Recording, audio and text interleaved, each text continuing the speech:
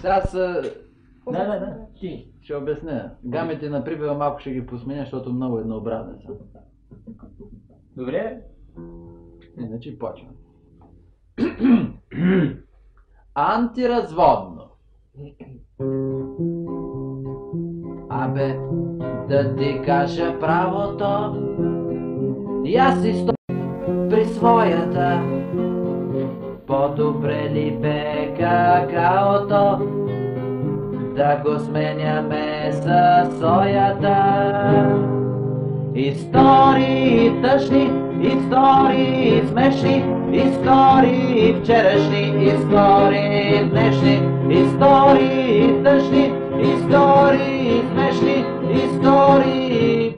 Какви бяха праведни истории днешни? Младото вино.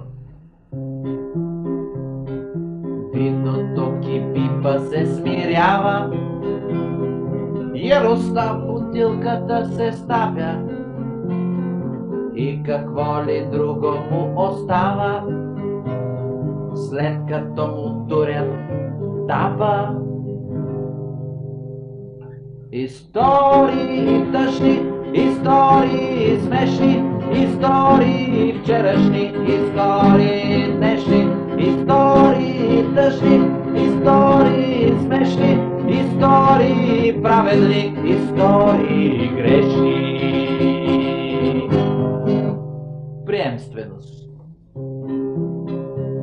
С перата гъши златни стихове са писали поетите по-мъжки. Днес ние пишем гъши стихове с златни перодръжки. Истории тъжни, истории смешни, истории вчерашни, истории днешни, истории тъжни, истории смешни, истории праведни, истории грешни. Златен век. Ред след ред се ниже, стих след стих се каканиже, трупа се голяма книжнина, златен век на българската каканижнина.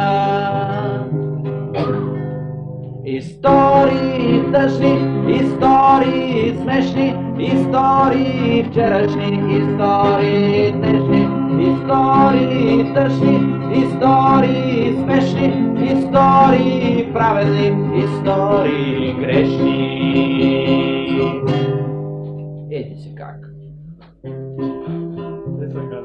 Колко сме били глупави, отдавахме се на ешби групови, но поумняхме веки, сега сме всеки срещу всеки.